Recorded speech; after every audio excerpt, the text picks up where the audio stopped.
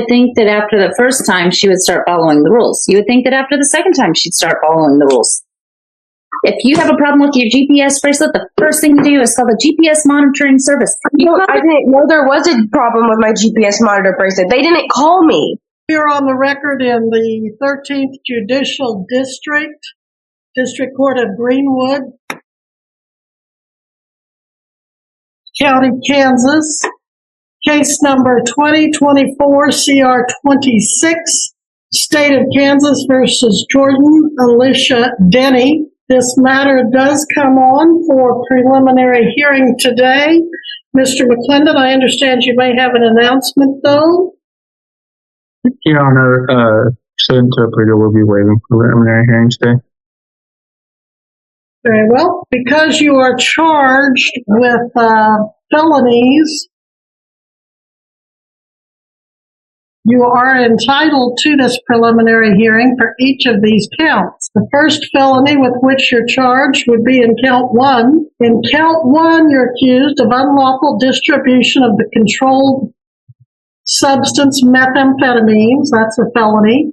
In count 2, conspiracy of unlawful distribution of a controlled substance. That's a felony. Count 3, no drug tax stamp, also a felony.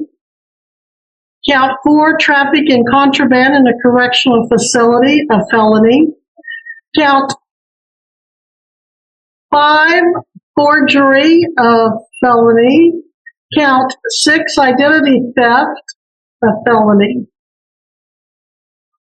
Count 7, interference with law enforcement officers, a level felony.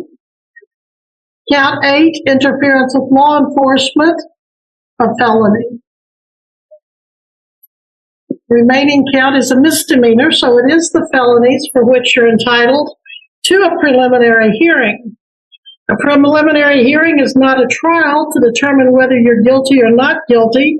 Rather, it's a hearing to determine if there's enough evidence to require you to stand trial, or in other words, to be bound over for trial. At the preliminary hearing, you have the right to be present with your attorney, and you would have the opportunity to challenge the state's evidence, to challenge the existence of probable cause for further detention, or in your case, requiring bail as to the felony charges. You would have the right to subpoena witnesses, cross-examine the state's witnesses, and present evidence on your own behalf. A preliminary hearing would apprise you about the nature of the crimes charged and the sort of evidence you would be required to meet if you were to stand trial. If you waive or give up your right to preliminary hearing, there will be no preliminary hearing, and you will be bound over to the district judge for further proceedings. You'll be required to appear at a later date before the district judge for arraignment, at which time you will enter your plea to these felony charges and the remaining misdemeanor. Until that time, you will continue to be obligated to appear under the terms of your bonds. Now, have you talked with your attorney about waiving your right to a preliminary hearing? Yes, Your Honor. And do you need any more time to visit with Mr. McClendon before we proceed? No, Your Honor. Do you want to waive your right to a preliminary hearing? Yes, Your Honor. And are you voluntarily waiving this right? Yes, Your Honor. Very well. The court finds the state of Kansas has waived its right to a preliminary hearing. The court further finds that the defendant has made a knowing waiver of her right to a preliminary hearing after consultation with counsel. Therefore, it is the order of the court that the defendant is bound over to the district judge for further proceedings, and the defendant shall next appear before the court for arraignment. Missy, what do you have available for that?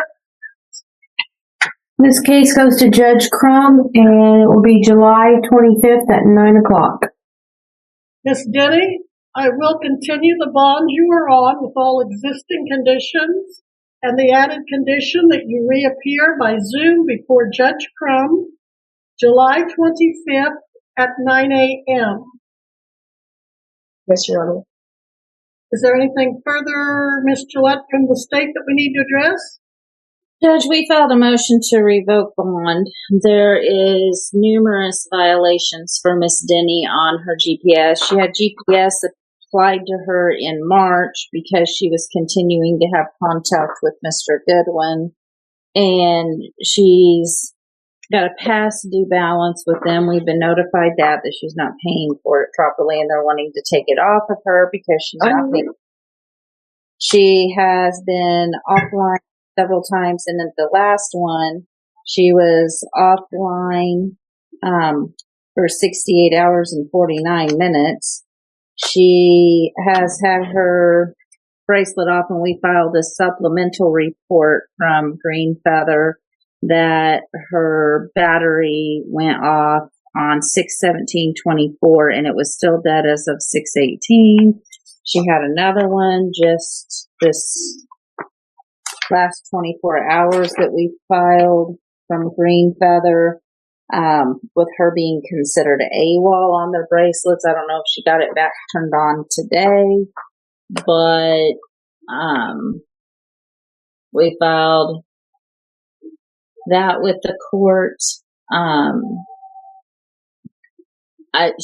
know she's wanting to have contact with Mr. Goodwin, but she's not abiding by her terms and conditions of bond. My bracelet says Hang it's on, do not, charging. Miss Denny, don't interrupt her. Get your chance. If she's not keeping her bracelet on, she's not doing the things that are required, then it's hard for me to want to change her bond conditions to allow contact because she hasn't complied with all of the things that have been asked.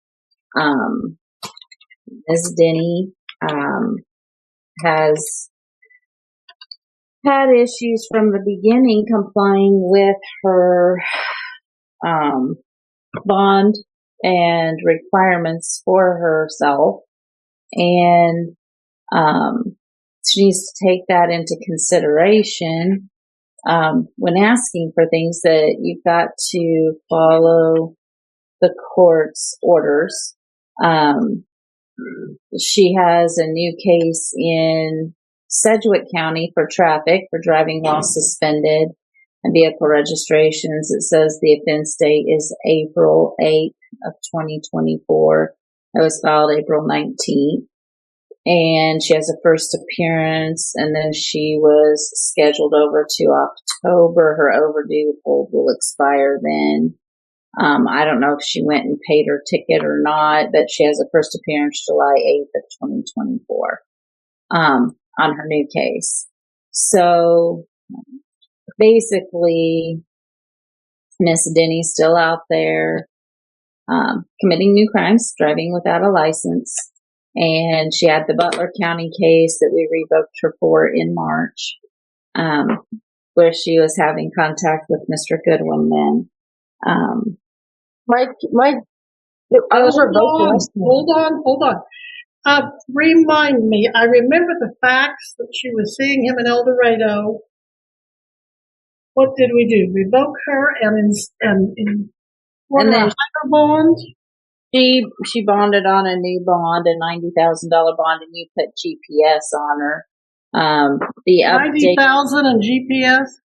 Right. And the updated report from Green Feather is dated June 26th, which is 2 days ago. We filed it yesterday, that her bracelet was still currently dead, and at that time they considered her AWOL and will be trying to recover their equipment from her.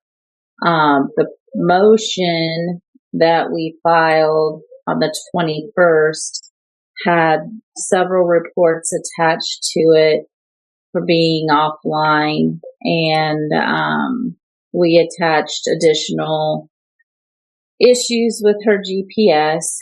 She had a critical battery on the 17th. It went off until the 18th. She had communication failure on 5/21 for not being charged. It was a dead battery. She had another one in March, on March 29th, and I usually give them like a 1 or 2 dead battery issue, but because things can happen that are emergencies, but it's consistent with Miss Denny now that she just lets her battery die. And now it's been for days. And, Okay, well, My bracelet. It's my bracelet. I've charged my bracelet. I can't. I don't know. do you need, Miss Denny, do you need time to talk to your attorney in conference? Private? Judge, I would like that just a brief moment, Your Honor. Okay. So, where are you at this time? Are you at your mother's house? Yeah. You live with your mother? Yes. And who's your bondsman? Cheryl. Cheryl at Green Feather? Cheryl Dugan from Second Chance. Say that again, please. Cheryl Dugan through Second Chance. It's my monitor. I charge my monitor. Wait and talk to your attorney, please. And you live at your mother's, and your mother is at the address that you gave your bondsman? Mm-hmm. Okay. We're back on the record in 24 CR 26, State of Kansas versus Jordan Alicia Denny. All parties as before. The state has just addressed its motion to revoke the defendant's bond, reciting from the motion to revoke as well as an addendum to that motion to revoke. Missy, could I see you for a minute? I started to get you a while ago and then I got sidetracked. Just a moment. All right, back on the record in Denny. Mr. McClendon, your client's response. Does she wish to challenge these allegations and have an evidentiary hearing on them? If you want to just take a quick oral argument for me, Your Honor, that'd be fine. Go ahead. Your Honor, she states her monitor stays on the entire time. Green Feather has called her previous when her monitor gets low. She answers these calls, lets them know, gets it plugged in as soon as she can. They haven't called in you think, Miss Denny, probably a month or so? About a month or so. And when they do call, they also call my person that pays my stuff. So Okay. So she's stipulating that her monitor has not been working, but she's saying it's not her fault. Is that what she's doing, Mr. McClendon? Yeah, virtually, Your Honor, yes. And then, additionally, on the Sedgwick County case, she's already had her bond revoked for that case. When we were here in May, for a preliminary hearing control. I'm saying that's not, she stipulates she's got a case in Wichita, but she's saying it happened after this one? There was a case in Wichita where she was picked up on driving while suspended in April, and then you revoked her bond already prior in May, and she's already paid off that ticket, and here she is today. She's supposed to go to court on that ticket on 7/1, but again, it's been paid off, so she's no longer going. She has, she'd like a request to change the ankle monitor company, to use the one her bondsman has. She's willing to pay off any monitor fees she can as soon as possible. She thought they were still being paid. She didn't realize she was delinquent on them. She's pregnant. Her ankles are swollen, so she's going to need to get a new monitor anyways. All right. When did she get pregnant? She's not supposed to be having any contact with this guy since at least weeks. February. 14 weeks, Your Honor. So that'd put it mid-March. But again, she's already. Yes, Your Honor. But again, she's had her bond revoked for that issue. That was my first bond revocation. Ms. Denny, don't talk. I don't want you to incriminate yourself or anything. Ms. Gillette, it looks to me like she posted 3 bonds in this case. The first one was $47,500. February 4th of 2024 through Second Chance. The second bond she posted was March 25th, 2024 for $90,000. And then it looks like she posted yet a third one with Second Chance on April 30th of 2024 for $150,000. So apparently she's had her bond revoked twice now. Yep. Still can't follow the rules. You would think that after the first time she would start following the rules. You would think that after the second time she'd start following the rules. If you have a problem with your GPS bracelet, the first thing you do is call the GPS monitoring service. I didn't know there was a problem with my GPS monitor bracelet. They didn't call me. She doesn't go in. Right. Does she want an evidentiary hearing or not? Or does she stipulate to the violations but alleges they're just not her fault? We need to bring in the bondsman or the electronic monitoring person. Can I at least have my bracelet looked at? Your Honor, I think a lot of that would be dependent on whether or not you reissue a new bond. If you're not going to reissue a new bond, I'd request the evidentiary hearing. Okay, Ms. Pickett, or Ms. Denny, can you rejoin us, please? Okay. Missy thinks we can do this Tuesday, an evidentiary hearing. And then, is she on probation or corrections right now? No, Your Honor. No. Ms. Pickett, you don't have any officers that you report to? Yes, Tony Bauer. Tony Bauer. And what are you on? Let's see, he's court services, so what do you report to Tony Bauer for? Traffic. A traffic matter? Mm-hmm. When was the last time you saw him? I just seen him 2 weeks ago. 2 weeks ago? I'm going to order that you go see him today for a UA as part of your bond. Yes, ma'am. And part of your probation. Well, he's in Butler County, so I see him over the phone. So you see him over the phone? Yeah, but I can report to any UA place you need me to report to. Okay. Well, you check with Mr. Bauer by phone and see where he can do your UA today. Okay. Because I want that done within 2 hours. Yeah. If you have someone that can drive you legally to wherever he tells you to go?